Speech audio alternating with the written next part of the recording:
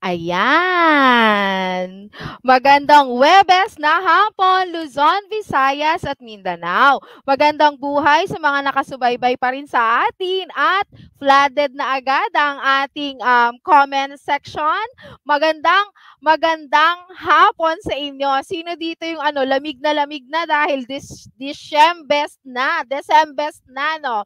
Okay, mula Luzon, Visayas hanggang Mindanao, maraming salamat sa patuloy ninyong pakikiisa sa amin. Waiting tayo kay Tutor Rena. Okay, magandang hapon sa inyo. Patuloy po ninyong subaybayan kami mula sa Facebook at YouTube channel ng DepEd Philippines, DepEd EdTech Unit, YouTube channel ng DepEd TV at sa iba pang social media platforms ng DepEd. Muli po, ayan. Ako si Tutor Alin, kasama pa rin si Tutor Rena, pero papasok pa lang siya. At ako o kami ang magiging katuwang ninyo sa pagkatuto para sa ating Week 4 o pagsusuri sa kaisipang Asyano sa impluwensya nito sa lipunan at kultura. Pero bago tayo magpatuloy, hello muna sa ating mga taga-subaybay. Hello sa'yo, Marjon Manalansan, Rinette Soriano, Samantha Blasi, Celsi Kate Villegas, from SDO Pampanga, Abigail Cepilio, Krisha May Lasala, Kurt Jefferson Agonoy from LFG Diamantina, Cabatuan, Isabela, Bianca Irish Ibay Cruz, from SDO Pampanga. Gayon din kay Jane Agonoy Saludares from Cabatuan, Isabela din. Mart Aishan Galicia from Isabela din to. Kerubin Gabriel Villamor. Yan. Joff Markley Basilio. Nika Raizela Cristobal. Marge Ashike de la Masa. Yan. Elaine Charlotte.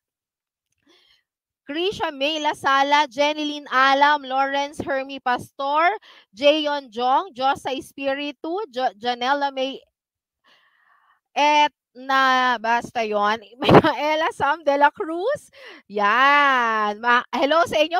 Magandang hapon. Empress Shell Grace Villaflor. Sino pa? Marami pa sila dito Flooded na Ralph Asho. Immaculate Crisostomo, Ulysses Bartolome. Ayan. Amira Zyrel Manlapas Pabalan. Hello sa'yo. Mary J. Valencia, Lawrence Hermie Pastor Zamora. Sir Elmer Dolente Cabang, hello po sa inyo. Gayon din kay Althea Jane Cadelinia. Ayan. Mirna C. Ngidayan. Magandang hapon din po. And many more. Katulad pa rin ni Jessa Gardo, Sevilla, Alriza Zaidain Gaza, Mary Joy Valencia, and Lunay Jana Beatriz. Okay, maraming salamat sa inyo. Patuloy po ninyong i-share ang live stream na ito upang mas marami pa tayong matulayan ng pagkatuto. Okay? Handa na ba ang lahat? Yan. So sana ang bawat isa sa inyo ay patuloy pa rin naming natutulungan sa mga aralin Sa ating pagpapatuloy, ayan, magandang hapon. Ang ating mga viewers talaga ay mula pa sa Isabela. Yon, talagang sa norte. Go north. Yon, solid north tayo, Yan. Yan. Okay, sa ang ating tatalakayin ngayon, good afternoon din sa'yo, Chelsea Serrano. Pati din kay Christy Guaves, Althea Jane Cadelinia, yes. Ang ating, yan. Inaasahan na sa ating talakayan ngayon, matutukoy mo ang mga katangian ng bawat kaisipang Asyano at natataya ang impluwensya ng mga kaisipang Asyano sa lipunan at kultura. Gayon din, nasusuri ang mga epekto ng impluwensya ng mga kaisipang Asyano. So, dahil dyan, babalikan muna natin yung naiwan nating katanungan last time. Pero kasi meron akong ipapakita sa inyo na nagsagot ng tanong na yon. Ang ating katanungan last time ay, Yan. Ibigay ang sariling opinyon ukol sa katanungan. Ito yung katanungan na yon. Ano ang kapakinabangan sa kasalukuyan ng mga kontribusyon ng sinaunang kabihasnan? Meron ba itong kapakinabangan? Yung noon ba napapakinabangan natin ngayon? O kaya naman ay meron bang naitulong sa atin yung nakaraang kontribusyon ng mga sinaunang kabihasnan? Actually, meron sa inyong nagsagot. Ano? May nagsagot sa inyo at ito ay si okay, ready na ba? Kasi sabi dito ni Elaine Charlotte, yes, opo daw, meron. Oo, makikita naman natin, no? Mapapansin din natin na sa bawat isipin nyo ha, kung walang kapakinabangan sa kasalukuyan, kung hindi mahalaga ang nakaraan natin, wala tayong pinag-uusapan ngayon. 'Di ba? Hindi natin malalaman kung bakit ba tayo, ano tayo, mushroom ba tayo, na bigla tayong umusbong? Ganon. Hindi, 'di ba? Dahil from the start, nalalaman natin bakit ba tayo nagsimula o paano ba tayo nagsimula at paano tayo tumutuloy sa sa mga hamon sa buhay. Kasi simula pa noon, nagkaroon na ng hamon, hanggang sa ngayon, nagkakaroon ng hamon, pero natututunan natin kaharapin ang mga ito. So dahil doon kasi nalalaman natin na mula noon hanggang ngayon, napakikinabangan natin at natututunan natin o na-adapt natin yung mga nangyayari, na-adapt natin yung mga nangyayari sa kapaligiran natin. 'Di ba? Ang isang maunlad na kabihasnan ay dapat ang tao ay natututong maki-adapt o i-adapt ang sarili sa kasalukuyan at sa kanyang kapaligiran. Okay. Sabi dito ni Marjon. Ayan, nagsagot din dito si Marjon, ano? Cuneiform, ito ay nagmula sa naimbento. Yes, maalam naman natin. Kung hindi nila naimbento ang paraan ng pagsulat ngayon, hindi natin matututunan kung paano magsulat, kung paano gumamit ng mga gadgets, o kaya naman ay ma-impluwensyahan natin o makita natin kung ano ba yung kahalagahan ng history at prehistory. Gayon din, sabi ni Kerubin, meron po. Tulad ng irigasyon. Ang irigasyon ay patuloy pa rin ginagamit, yes, sa mga sakahan bilang patubig sa mga sakahan at pananim. Yes. At isa dyan, ayan. Sabi dito ni Celsi Kate Villegas from 7 Accountability, Baruya High School, SDO, Pampanga. Umusbong ang daigdig, nag-iwan ng kani-kanilang mga kontribusyon ng sinaunang kabihasnan sa sangkatauhan. Ang mga ito ay nagpakita ng kadakilaan, husay at talento ng mga sinaunang tao sa iba't ibang larangan at aspekto. Hindi natin napapansin, subalit ang ilang mga bagay na ating ginagamit sa pang-araw-araw ay maaaring nag-ugat sa malayong nakaraan. Gayon din ang kasaysayan ng iba't ibang kaisipan, filosofiya at relihiyon sa kasalukuyang panahon ay maaaring tuntunin sa mga sinaunang kabihasnan ito. Okay, yan. Congratulations sa'yo, Celsi Kate, sa isang mainit o dito? Parang malawak na pagbibigay ng iyong kaisipan. Okay, no? So dahil kasi dyan, di ba mapapansin naman natin, lahat ng ginagamit natin ngayon ay mayroong mga pinagmulan. Hindi magiging madali para sa atin ang buhay ngayon kung hindi nila naumpisahan noon. Katulad na lamang ng paglilipat o kaya naman ay pagpunta natin sa isang lugar. Kung kung walang sasakyan, kung hindi nila naimbento ang gulong, ano tayo, maglalakad? Syempre napakahirap para sa atin 'yon. O kaya naman halimbawa, kung hindi nila natutunan na magkaroon o maghabi ng katulad ng sinabi kanina, irigasyon. 'Di ba ang hirap mag-igib? 'Yon. So maraming maaaring mahirapan tayo kung hindi nila 'yon natuklasan noon. Kaya for everyone na nagsagot, maraming salamat. Gayon din sa iyo, congratulations sa iyo, Celsi Kate. Okay, ngayon sa ating pagpapatuloy, atin muling balikan. Okay. Kompletuhin ang sumusunod na pahayag. Piliin ang wastong sagot sa loob ng kahon. Okay, ano? Yan.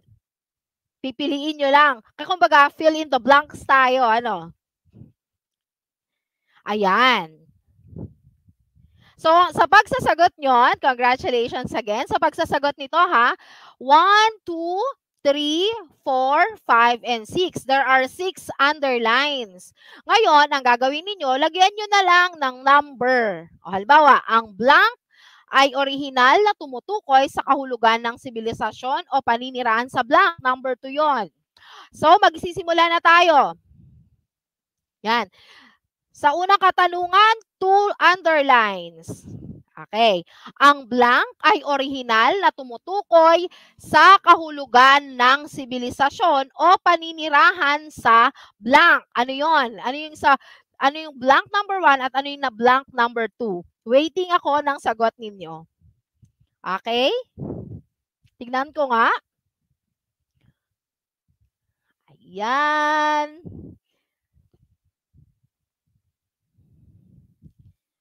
Yan. Okay, so tignan natin. Ano nga kaya ang sagot? Ang blank ay orihinal na tumutukoy sa kahulugan ng sibilisasyon o paninirahan sa blank. O, nagsagot na dito si Abigail Cepillo. For number 1 daw, ito ay kabihasnan at isa number 2 ay lungsod. Tignan natin kung tama ang 1 at 2. Ang blank ay yan. Ayan, very good. Number 1, ang kabihasnan ay orihinal na tumutukoy sa kahulugan ng sibilisasyon o paninirahan. Saan kaya yon? Ano kaya yung number 2? Tignan natin. Okay, very good. Ito ay kabihasnan at lungsod. Ikatlo, ito ay mailalarawan sa ito ay mailalarawan bilang isang blank na kalagayan ng tao sa isang blank. Okay, hanggang doon lang muna tayo sa 3 and 4. 3 and 4. Ito ay mailalarawan bilang isang blank na kalagayan ng mga tao sa isang blank. Number 3 and 4.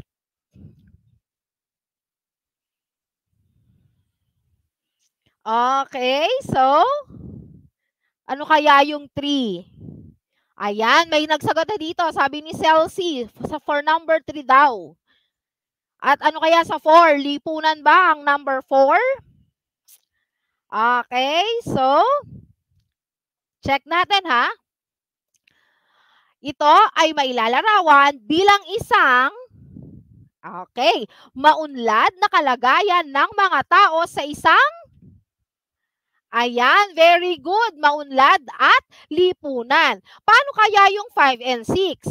Maunlad, ito ay mailalarawan bilang isang maunlad na kalagayan ng mga tao sa isang lipunan na pinangangasiwaan ng isang sistematikong blank at may maunlad na ekonomiya or blank. Okay, ano kaya yung 5 and 6 na yon? Ayan. Ang bibilis nilang magsagot. Sabi dito ni Marjon Manalansan, kalakalan at pamamahala. Tama kaya si Marjon? Okay, so let's check. Okay, ano kaya yon? Tama kaya? Pamamahala? Okay, so check na natin ha.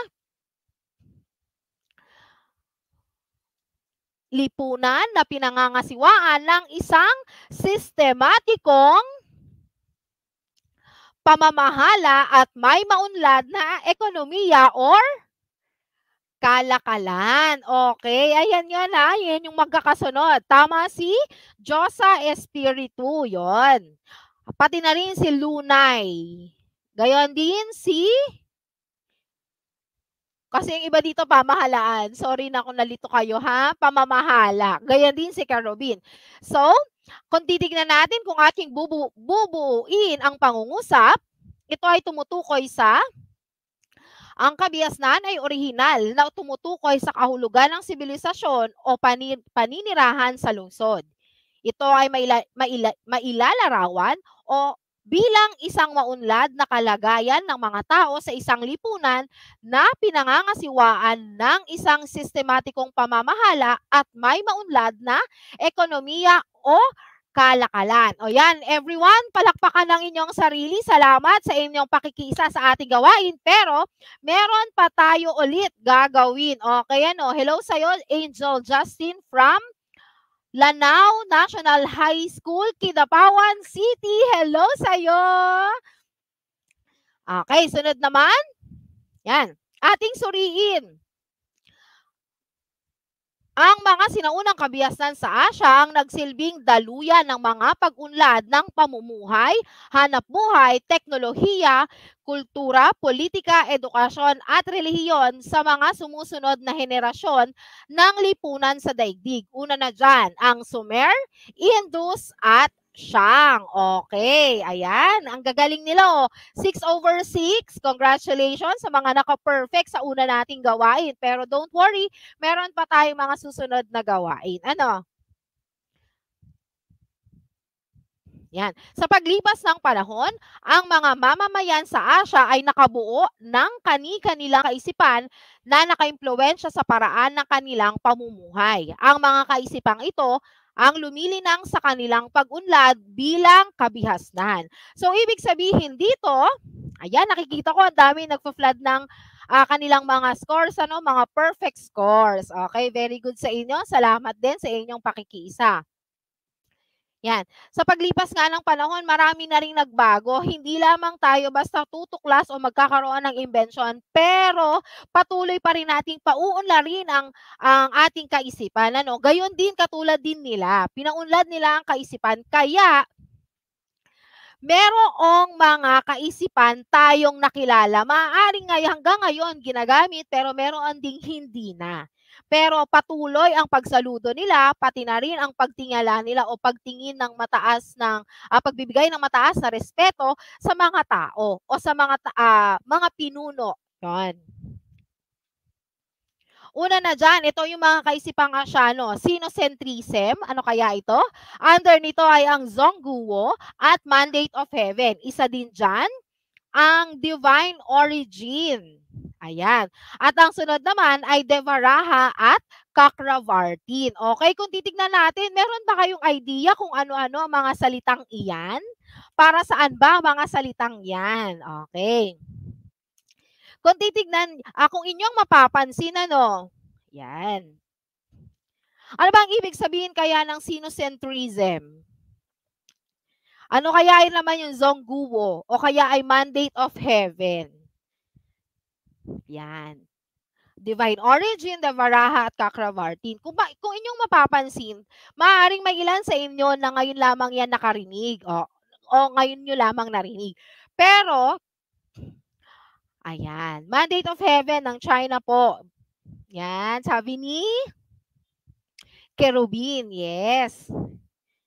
Ayan. So, ngayon bigyan natin ng kaliwanagan. Ano? Etong tatlong idea lang, tatlong kaisipan na ito. Una dyan yung sinocentrism, divine origin, at Devaraha at Chakravartin. Una na dyan, sinocentrism. Ito ay batay sa China. Ang kabihas ng Chino ay isa sa pinagmulan ng mga kaisipang Asyano, lalo na sa larangan ng filosofiya, pamamahala at imbensyon.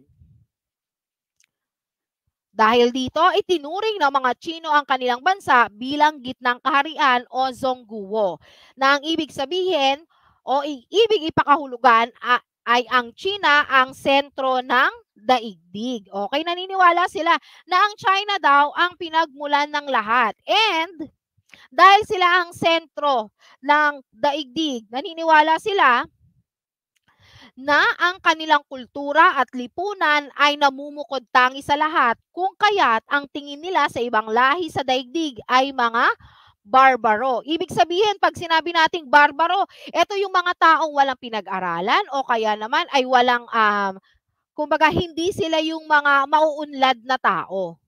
Yun yung paniniwala ng mga Chino. Yun yung sinasabi nila na sinocentrism. Kasi ang paniniwala ng mga Chinese o mga Chino ay sila yung sentro ng buong daigdig. Sa mga imbensyon, sa arkitektura, ganon, sila yung pinakamagaling, kumbaga. Okay. Pero alam ko naman na hindi lahat ay ganon ang paniniwala. Ano? Okay. Dahil dito, hindi maaaring palitan ang lahi o pamilyang pinagmulan ng kanilang mga pinuno o emperor. Hindi rin sila maaaring tanggalan ng tungkulin sa pamumuno ng bansa dahil sa pinaniniwalaang divine origin ng kanilang pamilya. Okay, gayon din dito, no? Divine origin. Bakit kaya sila tinasabi na mayroong divine origin? Okay, dahil yan. Ang kanilang emperor ay may mandate of heaven na nagbasihan ng pagpapalit ng dinastiya sa China. Okay, pag sinabi nating mandate of heaven, ito daw ay yung may basbas ng kalangitan. Ibig sabihin, ang magiging emperor nila ay may basbas ng kalangitan. Pinaniniwalaan na kapag sinabing may basbas ng kalangitan, ito ay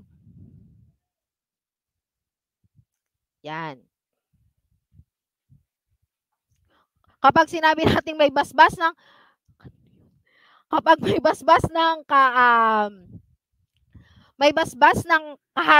kalangitan, ibig sabihin, yung kanilang mga emperor o kanilang magiging pinuno ay talagang mababait at mabubuti na ang gagawin lamang nila ay yung nakabubuti para sa kanilang mga nasasakupan. Yes, sila ay may basbas ng langit. Yon. Kumbaga, ang kanilang mga emperor ay tinaguri ang anak ng langit. Yon, para sa kanila yon, ha.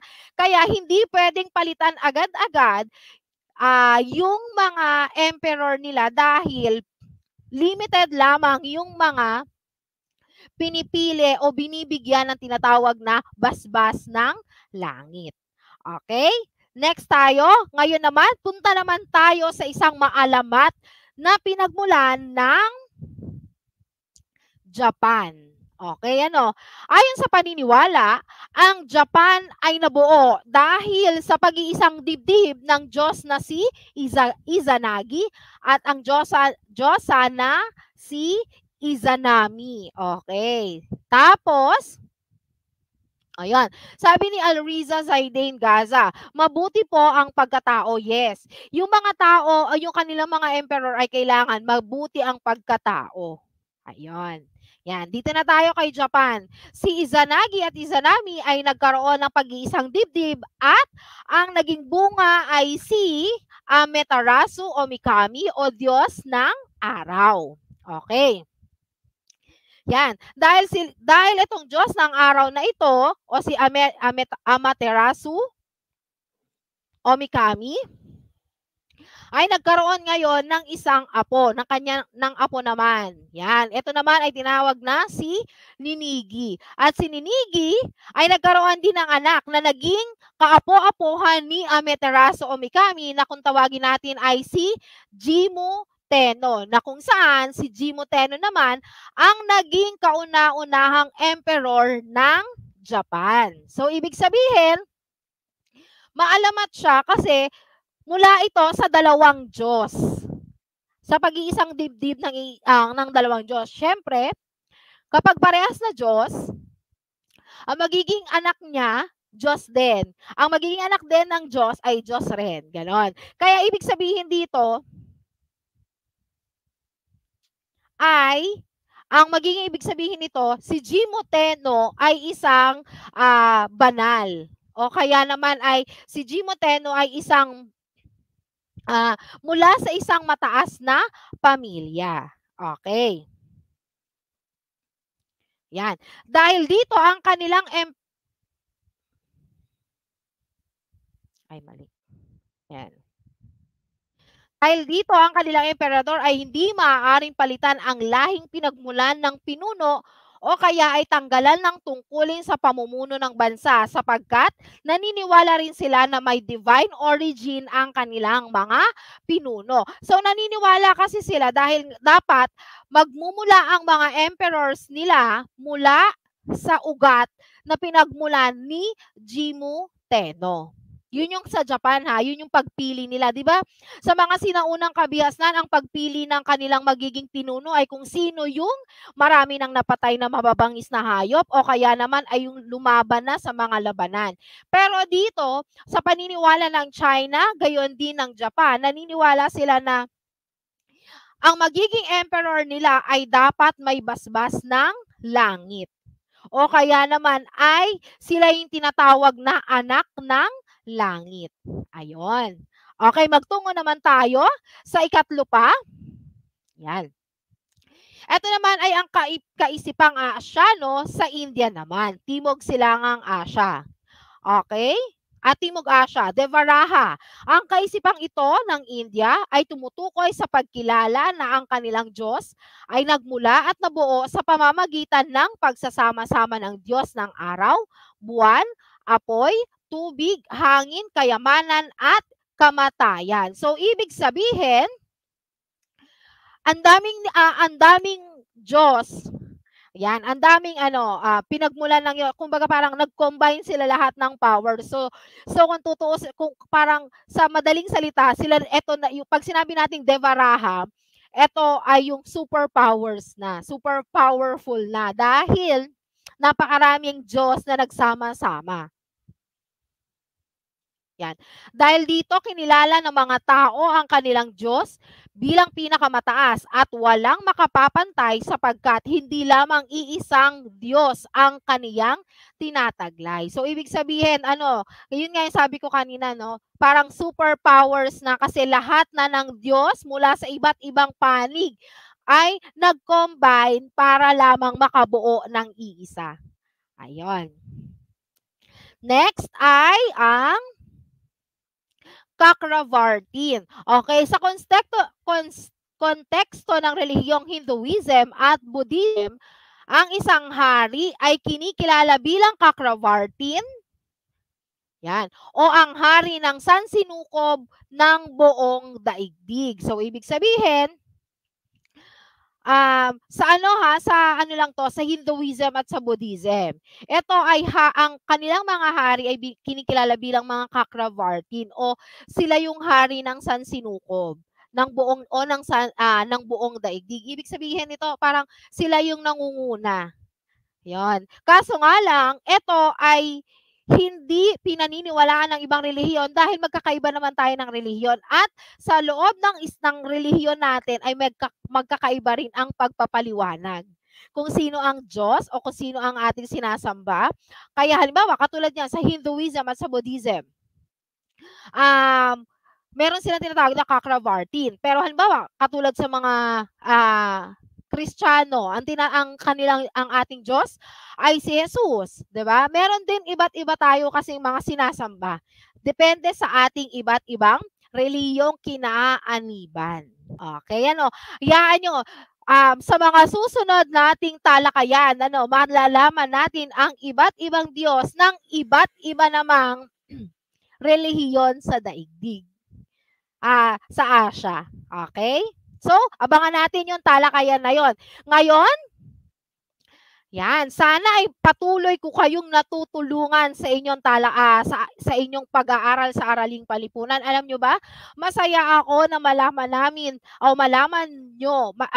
masaya ako na malaman namin na nakatutulong kami sa inyo kasi merong mga nagchat-chat mula sa iba't ibang paaralan, mula sa aming mga tuties tungkol sa matataas nilang nakukuhang grade sa iba't ibang subject na kumbaga parang nakaka-proud na kahit papaano ay natutulungan namin kayo sa inyong mga aralin. Nawa po ay patuloy namin kayong matulungan at the same time ay patuloy kayong maging kaisa namin dito sa ating talakayan. Okay, yon. Salamat daw, Google, sabi ni Marjon Manalansan. Okay, hayaan mo, Lawrence, marami pa tayong relihiyon na makikilala sa mga susunod nating aralin. Okay, yan o. Yan. Ngayon, magkakaroon na tayo ng ating wrap up sa ating talakayan. Atin nang suriin ang ating tinalakay.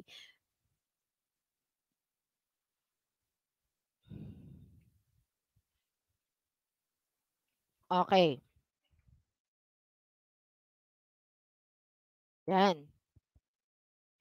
Sinasabi na ang haring ito ay namumuno ng makatwiran. Okay, ito yung sa Cakravartin ha. Sinasabi na ang haring ito ay namumuno ng makatwiran at makapagkalinga sa mga mamamayan at kanilang relihiyon. Sa ganitong kaisipan, itinuturing ng mga tao na ang isang hari na Cakravartin ay isang buhay na imahe ng Diyos na namumuno sa kanilang lipunan. Kasi sa mga sinaunang kabihasnan, pati na rin sa mga sinaunang lipunan sa noong sinaunang panahon, ang tao o ang ang kanilang hari, ayun, ang kanilang hari ang nagiging tulay ng tao sa Diyos. Pinaniniwalaan nila na kung magiging mabuti kang miyembro ng lipunan, yon, tatanggapin ka kaagad sa langit. Yon. Kung halimbawa, nagsilbi ka o nagbigay ka ng alay sa iyong mga hari, yon, tatanggapin ka kaagad ng Diyos. Dahil ayon sa kanilang paniniwala, ang hari ang tuwirang nakakausap ng tinatawag natin na Diyos.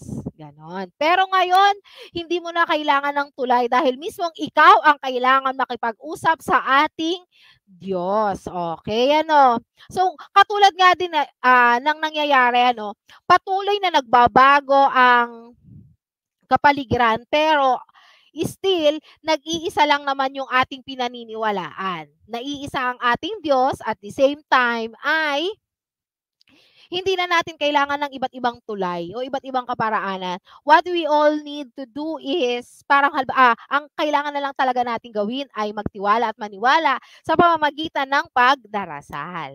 Okay, ano? Yan kasi ang ating mga tinatalakay ngayon ay mga kaisipan mula sa iba't ibang bahagi ng Asya. Pero tayo sa atin mga Pilipino, ang ginagawa na lang natin ay pagdarasal. Yan, hindi lamang tuwing linggo, pero araw-araw. Dahil araw-araw naman tayong binibigyan ng pagpapala. Okay? So dahil dyan, magra-wrap up na tayo ng ating tinalakay. Ito ang ating gawain. Piliin sa loob ng kahon ang katangian o pagkakakilanlan na lumalarawan sa pangunahing ideya. Isulat lamang ang mga letra ng tamang sagot. Ano? Isusulat nyo lang. Halimbawa, naisip nyo, tama si A, B, at C. I-type nyo lang doon sa comment section ang A, B, at C. Okay? Ayan, divine origin. Ano kaya yung mga naglalarawan sa kanya? A, ang emperor ay hindi maaaring palitan ang lahing pagmumulan ng pinuno. Letter B, sa lahi ng Teno nang gagaling ang mga susunod na emperor. Letter C, sila ang sentro ng daigdig. Ayan. Alin kaya dito yung tinutukoy na divine origin? Ano kaya yung naglalarawan sa divine origin? A, B, or C? Or A and B and C? Alin kaya ang tamang sagot? Is it A only, B only, C only, or what? Okay, so, ayan. Sabi dito ni Samantha, A lang daw. Sabi din ni Jimenez John Briggs, A. Gayon din kay Mary Joy Jane. Okay, letter A nga lang ba? Okay, kung yung box ay nagkaroon ng different color, ibig sabihin ay yun yung tamang sagot, ha? Ang divine origin, ang naglalarawan sa divine origin ay ang box o ang letters Ayan, A and B. Ibig sabihin, ang emperor ay hindi maaaring palitan ang lahing pagmumulan ng pinuno. At the same time, sa lahi ng Teno nanggagaling ang mga susunod na emperador. Okay? Para sa ikalawa naman na ideya, mandate of heaven. Okay?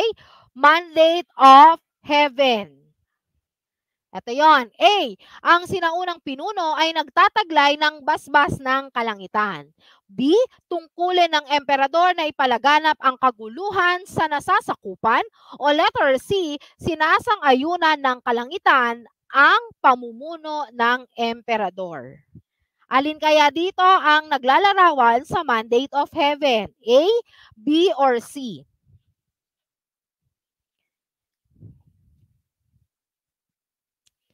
Okay, ang tamang sagot ay A at C, sabi ni Elmer Dolente Cabang. Okay, sabi din ni Josa, A at C. Yan. Okay, ang tamang sagot ay, sabi din, yan, ang tamang sagot ay, yan, letters A at C. Ang sinaunang pinuno ay nagtataglay ng basbas ng kalangitan at the same time, sinasang-ayunan sila ng kalangitan sa pamumuno. Okay, ayun ano, tama yon. Tama ang nagsagot ng letters A at C. At para sa ikatlong ideya o kaisipan,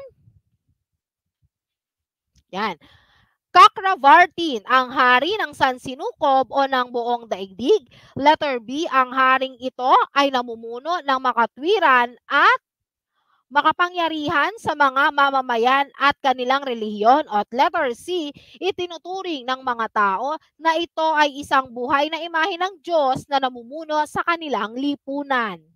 Alin kaya dito ang tumutukoy sa Cakravartin? Letter A, B, or C?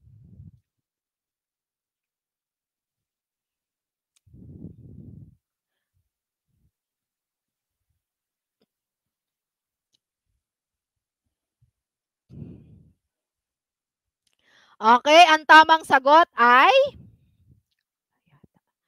ang nakikita ko lang na sagot nila dito ay letter A eh.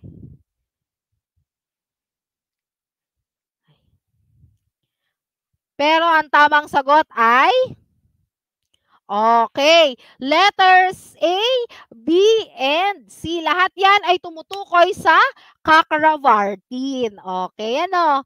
So, sana, sino bang naka-perfect? Meron bang naka-perfect? Counted na kahit isang letter lang ang inyong naisagot. Ano? Okay, yan sabi ni Alexandra Krish Villaruel Patrica. A, B, at C daw. Okay? Gayon din si Abigail